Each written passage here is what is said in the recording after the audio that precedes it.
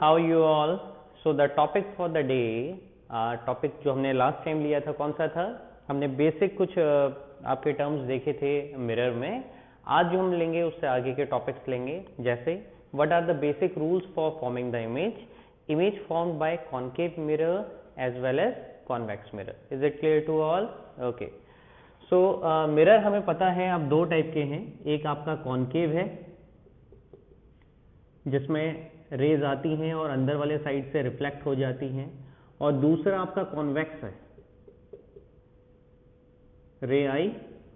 ये तो आपकी प्रिंसिपल एक्सिस है, रे आई और रिफ्लेक्ट हो गई. देखो आपकी ये अगर प्रिंसिपल एक्सिस है, ये या फिर ऐसे बना लो principal axis, this is P, यहाँ पे दिस इज पी. अब देखो इस मिरर को मैंने बोला कॉन्केव, इसको मैंने बोला कॉन्वेक्स. कॉन्केव अंदर से रिफ्लेक्शन होता है इसलिए हम इसे कॉन्केव भी बोलते हैं, लेकिन इसका दूसरा नाम कन्वर्जिंग मिरर भी है, converging mirror. Now why the name converging mirror is given? Because the ray is converging toward a single point. यहाँ पे आपका फोकस होता है तो ये रे एक पॉइंट की तरफ आ रही है, इसलिए इसको कन्वर्जिंग मिरर भी कहते हैं. जबकि कॉन्वेक्स में दूर जा रही है तो इसको डाइवर्जिंग मिरर भी कहते हैं, डाइवर्जिंग मिरर भी कहते हैं. अच्छा बच्चों, मैंने इसमें आपको ये नहीं बताया what are the laws of reflection. अब वो बच्चों वाली बात है, आपको पता है, इसलिए ज़्यादा हम उसमें बात करते नहीं. 7 में हमने पढ़ा angle I equal to angle R, और incident ray, reflected ray and normal all lie in the same plane. तो हम इसीलिए हमने वो डिस्कस नहीं करा.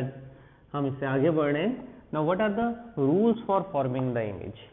मिरर के केस में क्या क्या वो रूल होते हैं जिसमें हम इमेज फॉर्म करेंगे.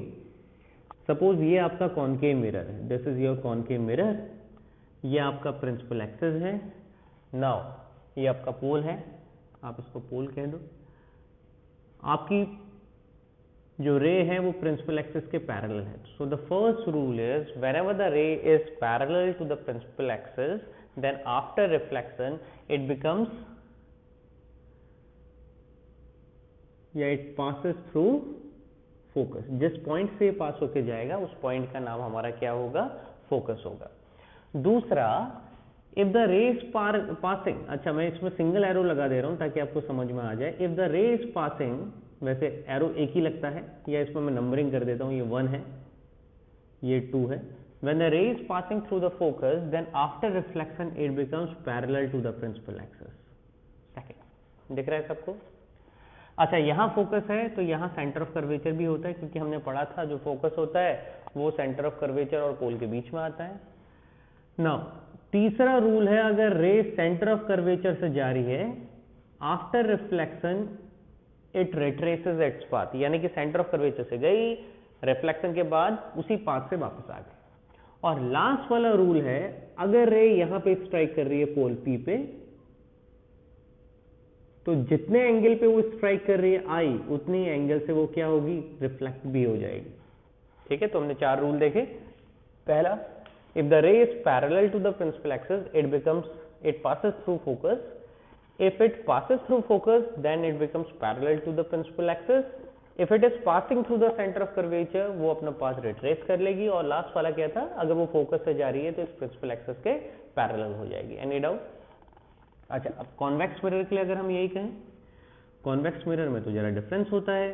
हाँ, तो क्या डिफरेंस होता है देखते हैं. चलो, ये आपका पोल, मान लो आपकी रे आई, यहां तो जो भी रे आ रही थी कॉन्केव मिरर में वो रियल रेज थी क्योंकि वो मिरर के सामने थी, लेकिन यहां पे ऐसा नहीं होने वाला है. If the ray is parallel to the principal axis, तो रूल तो वही रहेगा, आपकी ये क्या कर गई? डाइवर्ज. तो यहां तो कहीं मीट नहीं करेगी, तो हम इसे बैकवर्ड डायरेक्शन को लाएंगे. ये इस पॉइंट पे मीट करेगी, जिस पॉइंट पे मीट करेगी उस पॉइंट को हम क्या कहेंगे? फोकस. समझ में आया? So if a ray is passing through, is passing parallel to the principal axis, it appears to pass through the focus. दूसरा, अगर ये रे मान लो ऐसा कुछ हो, पहले मैं बना लेता हूं फिर दिखाता हूं आपको. If a ray is coming like that, और ये अपीयर हो रही है कि ये फोकस से जा रही है, क्योंकि एक्चुअल में तो ये रे यहां से बेंड कर जाएगी. यस और नो? सो अगर ये आपकी जो रे है वो पैरेलल ना होके कन्वर्ज कर रही है मिरर की तरफ को, देखो मिरर की तरफ को आ रही है, ऐसे ना जाके ऐसे आ रही है, ऊपर को आ रही है, मिरर की तरफ को आ रही है, या फिर प्रिंसिपल एक्सिस की तरफ को आ रही है, तो ये ऐसे अपीयर हो रही है कि फोकस से जा रही है। अगर ऐसा कुछ केस है तो रिफ्लेक्शन के बाद ये रे क्या हो जाएगी, पैरेलल। तो वही दो रूल्स हैं जो ऊपर हमने फॉलो करे थे। Third rule, if a ray appears to pass through centre of curvature, यहां से पास नहीं हो सकती। अगर मैं रे ऐसे डाल रहा हूं इसमें, तो ऐसा लग रहा है कि सेंटर ऑफ कर्वेचर, लेकिन मिरर के पीछे तो आएगी नहीं रे, तो ये क्या करेगी, यहीं से आके यहीं को लौट जाएगी। एंड द फोर्थ वन, ये तो आसान है, angle I equal to angle R. आसान है ना, हाँ ठीक हो गया। So these are the rules for concave mirror as well as convex mirror. अब हम इन रूल्स को शुरू करके देखेंगे कि आपका कैसे हम इनको यूज करके इमेजेस बनाएंगे कॉनकेव मिरर में भी और कॉन्वेक्स मिरर में भी। कॉपी कर लीजिए इन्हें। ओके, कॉपी कर लिया। अब देखो कॉनकेव मिरर में जो हमने देखा था, अब हम इसी के लिए इमेजेस बनाएंगे। तो पहला केस है, अच्छा इंपॉर्टेंट क्या है, देखो जब भी हमने कॉनकेव मिरर में देखा तो रेज इसके सामने आ रही थी। हालांकि एक केस इसमें ऐसा भी होगा कि रेज पीछे जाएंगे, लेकिन जो रेज मिरर के सामने होंगी वो रियल रेज, जो मिरर के बैक साइड होंगी वो आपकी रेज क्या होंगी, वर्चुअल, क्योंकि वहां एक्चुअल में तो जा ही नहीं रही है, हम एज्यूम कर रहे हैं वहां रेज जा रही हैं। नाउ जो केसेस होंगे इसमें इंपॉर्टेंट क्या है, position of object, position of object, position of image, position of image और साइज और नेचर। बाकी क्या बचा, साइज तीसरा, नेचर चौथा। तो ये चार चीजें हैं। पोजीशन ऑफ ऑब्जेक्ट, ऑब्जेक्ट कहाँ रखी है, पोजीशन ऑफ इमेज, इमेज कहाँ फॉर्म हो रही है, साइज छोटी बड़ी, कितनी बड़ी है कितनी छोटी, नेचर, नेचर का मतलब है रियल एंड इन्वर्टेड, यानी कि अगर रियल है इसके सामने बनेगी तो याद रखना रियल के साथ ये पेयरिंग में आएगा, हमेशा रियल और इन्वर्टेड होगा। यानी कि अगर मिरर के सामने बन रही है तो रियल तो होगी क्योंकि एक्चुअल रेज से फॉर्म होगी, लेकिन वो हमेशा उल्टी होगी, और वर्चुअल के साथ हमेशा इरेक्ट आएगा, ये भूलना ही नहीं है, VERI, ठीक है। तो ये याद कैसे रखोगे, रिवर्स से याद रखना, इसका कोई रोल नहीं है। तो रियल इन्वर्टेड, वर्चुअल इरेक्ट, ये बस ऐसे ही है, अभी अभी मेरे दिमाग में आया कि ऐसा कुछ याद करा दें आपको। तो real inverted, virtual and erect. So the first case is position of object, object infinity पे है कॉनकेव मिरर के लिए, ऑब्जेक्ट कहाँ है, इन्फिनिटी पे। तो जो रेज हैं वो इन्फिनिटी से आ रही है, देखो ये आएंगी रेज, ये आई पैरेलल आई, तो ऑब्जेक्ट इन्फिनिटी पे है, तो यहाँ पे लिख लेते हैं इन्फिनिटी। अब ये रेज कहाँ से पास होंगी, अब ये रेज ऐसे ऐसे ऐसे ऐसे यहां से पास हुई और इस पॉइंट पे आपकी इमेज फॉर्म हुई। वो पॉइंट कैसा है, पॉइंट साइज, या वो पॉइंट कौन सा, फोकस, इमेज का साइज कैसा होगा, पॉइंट साइज, क्योंकि देखो यहाँ पे इमेज तो इतनी सी बनेगी, मिरर के सामने बनी है। तो पहले तो पोजीशन ऑफ ऑब्जेक्ट क्या थी, इन्फिनिटी, ये पोजीशन ऑफ इमेज क्या आई, फोकस। मिरर के सामने जब भी इमेज बन रही है वो कैसी इमेज बनेगी, जल्दी बताओ कैसी इमेज बनेगी, रियल एंड इन्वर्टेड, तो नेचर में तो लिख लो रियल एंड इन्वर्टेड। और साइज कैसा है, बहुत छोटा है, तो वेरी वेरी स्मॉल लिख सकते हैं, लेकिन इसमें बहुत सारी बुक्स में आपको ये मिलेगा, इसलिए मैं यही लिख ले रहा हूँ, हाईली डिमिनिस्ड। डिमिनिस्ड का मतलब छोटा, हाईली डिमिनिस्ड का मतलब बहुत बहुत छोटा। Is it clear, any confusion, any doubt, okay. दूसरा केस, जब आपकी ऑब्जेक्ट, अच्छा ऑब्जेक्ट रख कहाँ कहाँ सकते हैं, ये पोल है, ये फोकस है, ये सेंटर ऑफ कर्वेचर है, तो पहले तो आपने रख दी इन्फिनिटी पे, उसके बाद कहाँ रख सकते हो, सी के बाद, तो इसको बोलते हैं बियॉन्ड सी। फिर कहाँ रख सकते हो, सी पे, फिर कहाँ रख सकते हो, बिटवीन एफ एंड सी पे, फिर कहाँ से रख सकते हो, एट एफ पे, और लास्ट में कहाँ रख सकते हो, बिटवीन एफ एंड पी। तो कितने केस हो गए, 1 2 3 4 5 6। तो पहला केस हमने देखा है इन्फिनिटी वाला। अब ये वाले केसेस आपके बचे हैं, यही फिगर मत बना दीजिएगा, पता चले इतने एरो आपने लगा दिए, ये मैं समझाने के लिए बता रहा हूँ कि आप एरोज कहाँ पे मार्क करेंगे। नाउ अगर मान लो आपकी जो ऑब्जेक्ट है, कुछ नहीं करना, क्लास 10th बहुत आसान है, लेकिन अगर आपके कंसेप्ट बिल्डअप हो गए तो आपको कहीं पे भी कोई दिक्कत नहीं आने वाली। 12th में रे ऑप्टिक्स में तो नहीं आएगी, बाकी में देखेंगे। अच्छा ये सेंटर ऑफ कर्वेचर है। अब मैंने कहा बियॉन्ड सी आपकी हो गई, ठीक है। तो रेज आप रूल्स कौन से लगा सकते हैं, एक तो यही लगा सकते हैं, यहाँ से गई और घुमा दो इसे, ये लो, तो ये गई यहाँ से वापस आ गई। और दूसरा ये जो पैरेलल गई ये कहाँ से पास होगी, फोकस से पास होगी, ऐसे। अच्छा, ये रेज हमने कहाँ से शुरू करी थी, बच्चों को इसमें बहुत कंफ्यूजन रहता है, इसलिए मैं बड़े क्लियरली ये बताना वाला हूँ कि आपकी जो रेज हैं वो ऑब्जेक्ट के टॉप से शुरू हुआ है, यानी कि अगर ये ऑब्जेक्ट है तो यहाँ से शुरू हुआ है, यहाँ से हमने 2 रेज ली हैं, तो जो इमेज बनेगी उसमें क्या बनेगा, यही तो बनेगा। आप अपना चेहरा रखते हैं या मिरर के सामने खड़े होते हैं तो आपका चेहरा ही तो दिखता है, तो अगर आप इसको देख रहे हैं टॉप को, ऑब्जेक्ट के टॉप को, तो इमेज में भी क्या दिखेगा, यही तो दिखेगा, यहीं से रेज निकली है, यानी कि इस पॉइंट पे इमेज का टॉप मिल रहा है, तो यहाँ से आप परपेंडिकुलर डालें और ये इमेज का टॉप है। अगर इसको ए बी नाम दिया हो तो इसको ए डैश बी डैश नाम दे दें, तो ए बी आपकी object, A dash B dash image. अच्छा, अब बात करते हैं position of object. Position of object, pause करिएगा हर इमेज के बाद। ऑब्जेक्ट कहाँ रखी है, beyond C, beyond C. Position of image, image कहाँ है, between C and F, C और एफ के बीच में है। इमेज का साइज हाईली डिमिनिश नहीं है, सिर्फ डिमिनिश है, छोटा बना है तो डिमिनिश, और सामने बनी है तो ये अभी भी क्या है, रियल इन्वर्टेड। तो साइज ये है, नेचर ये है, ऑब्जेक्ट की पोजीशन ये है, इमेज की पोजीशन ये है। क्लियर? अच्छा, फटाफट बनाते हैं। अब तीसरा केस लेते हैं, जब ऑब्जेक्ट रखा है, पॉज कर लेना, मैं बार बार बोल रहा हूं बीच में जहां पे भी कंफ्यूजन हो। अच्छा, अब रखेंगे सी पे। तीसरा केस आएगा when the object is kept at C. अच्छा देखो, बिल्कुल परफेक्ट बनाने के लिए तो ये डिस्टेंस आपकी इक्वल होनी चाहिए, ये बिल्कुल कर्व होना चाहिए। तो बाद में आपको क्या करना पड़ेगा, बाद में आपको इसकी टेबल याद करनी पड़ेगी, और जैसे ही आपको टेबल याद हो जाएगी तो आपको पता होगा कि पोजीशन कहाँ है। अभी मैं जरा सा इसमें बनाने की कोशिश करते हैं, तो बना लेंगे, कोई दिक्कत की बात नहीं है।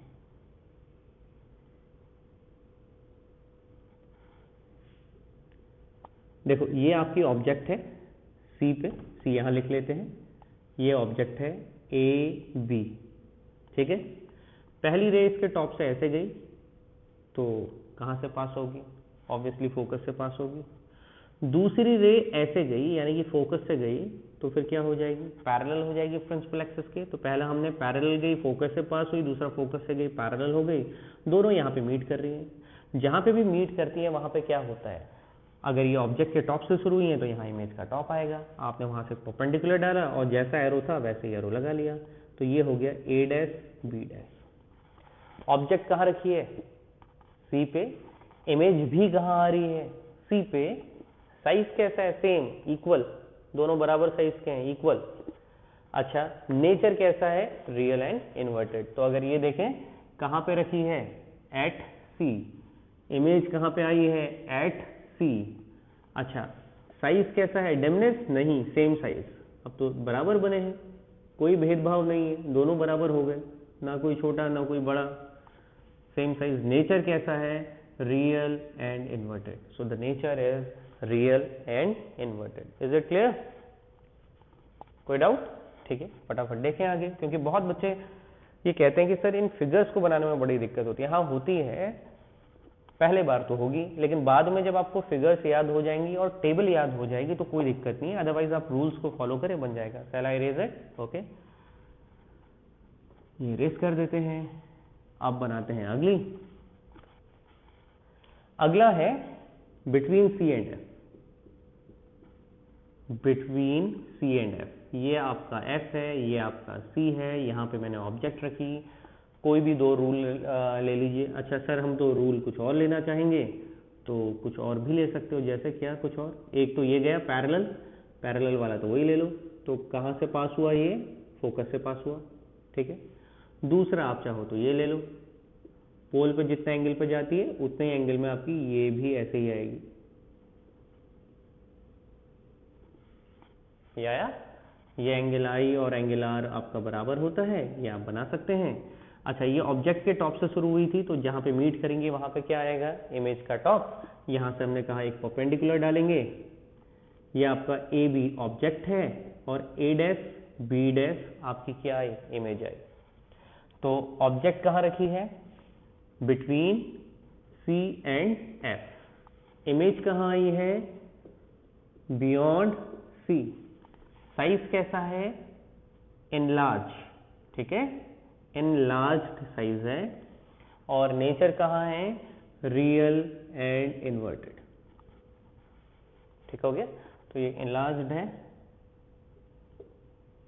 बड़ा है, हाईली एनलार्ज्ड नहीं, जरा सा बड़ा है, ये इतना था, ये इससे जरा बढ़ गया।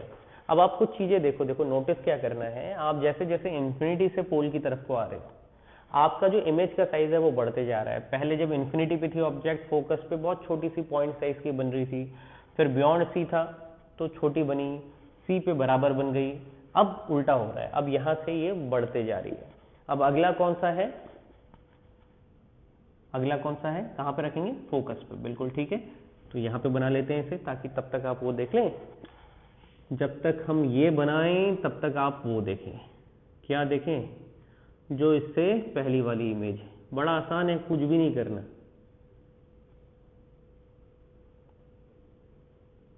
पोल नहीं, focus, centre of curvature. Object है आपकी फोकस पे है, तो एक रे तो ऐसे गई, यहीं से पास हो गई, लेकिन अब बहुत सारे बच्चे कहते हैं सर ये तो बड़ा गड़बड़ हो जाएगा, ऑब्जेक्ट के ऊपर से ही आप रे लेके चले जा रहे हैं। ऑब्जेक्ट के ऊपर से कहाँ लेके जा रहे हैं? ये तो ऐसे आ गई, ऑब्जेक्ट के ऊपर से थोड़ा ना लेके गए। अच्छा, दूसरी ये रे आई, जितना ये एंगल है उतना ही इधर भी एंगल बना दो, तो ये रे ऐसे आ गई। अब ये दोनों रेज आपको यहाँ कहीं इसके सामने मीट करते हुए आसपास तो दिख नहीं रही है और पैरेलल है। पैरेलल का मतलब है जो इमेज बनेगी वो कहाँ बनेगी? इन्फिनिटी पे बनेगी। अच्छा, ऑब्जेक्ट कहाँ रखी? फोकस पे। एक रे गई पैरेलल, जो पैरेलल गई फोकस से पास हुई, दूसरी पी पे आई, एंगल आई और एंगल आर वाली प्रॉपर्टी हमने ली, ये दोनों पैरेलल आई। पैरेलल का मतलब इमेज इन्फिनिटी पे बनी। तो ऑब्जेक्ट कहाँ रखी? Eight F. इमेज कहाँ बन गई? इन्फिनिटी पे। साइज कैसा हो गया? अब हाईली इनलार्ज लिख लो, बहुत बड़ी बनेगी, उल्टा हो रहा है। और नेचर कैसा है? सामने बन रहा है, तो अभी भी क्या बनेगा? Real and inverted. कोई कंफ्यूजन नहीं रखना है। दिक्कत एक सी वाले में आता है, जिसमें ऑब्जेक्ट आप सेंटर ऑफ कर्वेचर पे रखते हैं, तो उसमें आप क्या करना, जो हमने इससे पहले बनाया था उसमें, तो आप सी पे जब आप बनाओ तो इसमें पहले ही बना लेना। देखो सबसे अच्छा नहीं, हम we are not cheating, we are knowing that. होता क्या है कि ये प्रॉपर होगा, ये प्रॉपर होगा, इनकी ये डिस्टेंस प्रॉपर होगी, तब जब आप रेज बनाएंगे तब आपका परफेक्ट आएगा। अगर नहीं आ रहा है आपका, ये आपको पता है कि टाइम बहुत कम है, बोर्ड में आप थोड़ी ना इतना नाप के बनाएंगे, प्रैक्टिस हो जाएगी वो बात अलग है, लेकिन कभी भी डाउट हो, दोनों बराबर साइज के बनाओ, रेज बनाओ, आपका आंसर परफेक्ट हो जाएगा। तो मैन्युपुलेशन भी करना पड़ता है, हमेशा हम परफेक्शन बिना मैन्युपुलेशन के नहीं कर सकते हैं, कभी कभी मैन्युपुलेशन करना पड़ता है। अब लास्ट केस बचा इसका, जब ऑब्जेक्ट को हमने कहाँ रखा? फोकस और पोल के बीच में। बिल्कुल ठीक है, लास्ट केस बच गया फोकस और पोल के बीच वाला। Shall I erase it now? Okay, last case, जब भी आप बेटा इसको या फिर कोई भी जिसको आप पसंद हो, जरूरी नहीं कि आप मेरे ही वीडियोस देखें, ये तो सिर्फ मैंने आपको हेल्प करने के लिए बना दिया। जो भी वीडियो देखें उसमें आप कॉपी ओपन जरूर करें, और जैसे ही एक फिगर पूरी होती पॉज करें, वो फिगर बना लें। आप चाहें तो बुक भी सामने रख सकते हैं। अच्छा, अब इस वाले केस में बड़ी दिक्कत होती है, दो केस में, एक सी वाले में जब ऑब्जेक्ट सी पे हो, और एक बिटवीन एफ एंड पी पे। ये एफ है, ये पी है, और ये आपका सी है। हमने ऑब्जेक्ट रख दिया। अच्छा, इसमें आपको प्रिंसिपल एक्सेस जरा बढ़ानी पड़ेगी। क्यों बढ़ानी पड़ेगी अभी समझ में आएगा। ये रखी, देखो ये रे ऐसे आई, तो ये ऐसे ही तो जाएगी, जाएगी ना। लेकिन आपकी ऑब्जेक्ट अब यहां नहीं रखनी है फोकस पे, आपकी ऑब्जेक्ट कहां रखनी है? Between F and P. तो यहाँ पे बच्चों को डाउट होता है सर कि अगर आप रे यहाँ ऐसे बना दे तो ये तो आपकी ऑब्जेक्ट को कट करके जा रही है, इसमें ऐसा कुछ नहीं होता हालांकि रे से, लेकिन फिर भी अगर आपको कंफ्यूजन है, एक रे तो हमेशा ये लो इस वाले में, ये बहुत हेल्प करेगी इसमें। ये आई, ये आई। दूसरी आप इसके टॉप से ले सकते हो, ये गए सेंटर ऑफ कर्वेचर से, ये ऐसे गई, ये ऐसे ही लौट के आई। ये दोनों रेज कहीं मीट होते हुए दिख रही हैं आपको? नहीं दिख रही है, फ्रंट में तो कहीं नहीं दिख रही है क्योंकि ये डाइवर्ज होते हुए दिख रही है, तो हम इनको इसको बैकवर्ड डायरेक्शन में ले जाएंगे।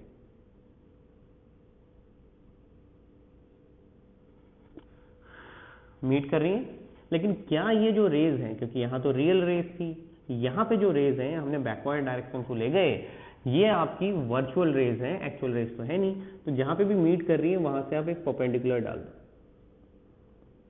और जहाँ पे आपका परपेंडिकुलर आया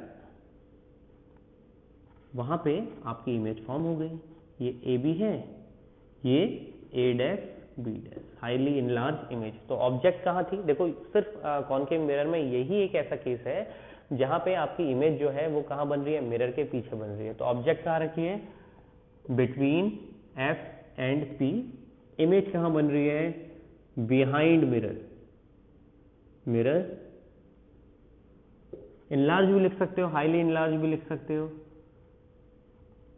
3 टाइम्स भी हो सकती है, 2 टाइम्स भी, 4 टाइम भी, तो हाईली इनलार्ज या इनलार्ज कुछ भी लिख दीजिए। नेचर कैसा है, मिरर के पीछे बन रही है, यानी कि इरेक्ट है। अब याद करो, रिवर, तो रियल इन्वर्टेड, वर्चुअल के साथ क्या था, erect.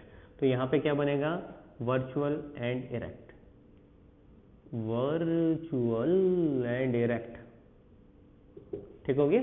So virtual and erect, is it clear.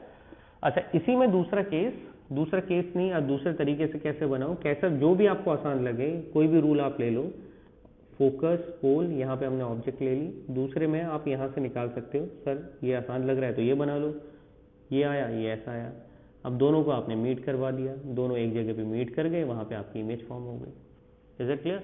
जैसा आपको अच्छा लगे, जो भी रूल आपको अच्छा लगे वो रूल आप लगाएं और फिगर को बना लें। कोई डाउट है तो बताइए, पॉज करके कॉपी कर लो। Now image form by convex mirror. अब कॉन्वेक्स मिरर कैसी इमेज फॉर्म करते हैं, 2 इमेज है, सिर्फ 2 ही इमेज इसमें आएंगी। क्यों, क्योंकि देखो ये कॉन्वेक्स मिरर बनाया, रिफ्लेक्शन तो बाहर वाली साइड से हो रहा है और फोकस और सेंटर कर्वेचर तो ये अंदर वाली साइड में है, तो यहाँ से तो कुछ हो नहीं सकता, यहाँ ऑब्जेक्ट रख नहीं सकते, तो यहाँ कुछ केस बन ही नहीं रहा है। 2 ही केस बन रहे हैं, एक तो ऑब्जेक्ट आपने कहाँ रखा है, इन्फिनिटी पे, और दूसरा आप कहाँ रख सकते हो, इन्फिनिटी और इस पोल के बीच में। Either you keep that at infinity और you can keep that between infinity and pole P, इनके अलावा तो कहीं नहीं रख सकते। तो देखो अगर इन्फिनिटी पे रखा है, रेस पैरेलल आई, डाइवर्ज हुई, आपने बैकवर्ड डायरेक्शन को मीट कराई, तो कहाँ पे मिल रही है, फोकस पे, यानी कि आपकी इमेज कहाँ फॉर्म होगी, फोकस में। दूसरा ये रे देखो, अच्छा ठीक है, पहले इसी को कंसंट्रेट कर लो एक बार और, कहीं फास्ट ना हो रहा, ध्यान देना। रे अगर पैरेलल जा रही हैं तो डाइवर्ज हो रही हैं, बैकवर्ड डायरेक्शन को मीट कराया, फोकस मिरर के पीछे या आगे, पीछे। कैसी इमेज होगी, वर्चुअल के साथ इरेक्ट, ठीक है। तो ये वर्चुअल और इरेक्ट है, बिहाइंड द मिरर है और हाईली डिमनेस्ड है क्योंकि छोटी बनी है। और इस वाले में देखो, अब हमने ऑब्जेक्ट को इन्फिनिटी और पोल पी के बीच में रखा है। अगर इन्फिनिटी और पोल पी के बीच में रखा है तो एक रे, तो ये जो प्रिंसिपल एक्सिस के पैरेलल है, डाइवर्ज हुई, बैकवर्ड डायरेक्शन को आप ले गए, डॉटेड लाइन बनाना जब भी बैकवर्ड डायरेक्शन को ले जाए। और दूसरी ये पोल पी पे आई, कौन सी वाली, एंगल आई एंगुलर वाली। तो ये और ये तो कहीं मीट कर नहीं रही थी, हमने दोनों को बैकवर्ड डायरेक्शन को ले गए, तो ये यहाँ पे मीट कर रही हैं। जहाँ पे भी 2 रे मीट करती हैं वहाँ पे क्या बनता है, इमेज नहीं, वहाँ पे वो पॉइंट जहाँ से हम ऑब्जेक्ट से रे लेके आ रहे हैं, ऑब्जेक्ट से इसके टॉप से ला रहे हैं, तो यहाँ पे इमेज का टॉप परपेंडिकुलर डाला, ए डैश बी डैश क्या बन रही है, image. Is it bigger, is the image bigger than the object, no, it's smaller than that, तो इसको हम क्या बोलेंगे, डिमिनिश। और साइज तो हमने बोल दिया, और नेचर वर्चुअल है। तो यहाँ पे 2 चीज बड़ी अच्छी हैं इसमें कॉन्वेक्स मिरर में और ध्यान देने वाली हैं। क्या, image is always formed behind the mirror. देखो बेटा, समझो इसे, खाली कॉपी करने के लिए नहीं कि मैंने आपको पीडीएफ प्रोवाइड कर दिया और आप इसको कॉपी कर ले रहे हैं, इसको समझो कि हम कर क्या रहे हैं। तो इमेज हमेशा पीछे है and image is always smaller than object, ये काम आएंगे आपके बाद में। ऑब्जेक्ट। और तीसरा भी लिख सकते हो, image is always virtual and erect. तो ये तीन चीजें हैं, स्मॉलर बनती हैं, बिहाइंड द मिरर होती हैं, और इमेज कैसी है, वर्चुअल और इरेक्ट। एक्चुअल में ये दोनों एक ही हैं, मैं नाम अलग अलग बोल दिए कि इमेज की पोजीशन क्या है और उसका नेचर क्या है। Is it clear? Okay, thank you.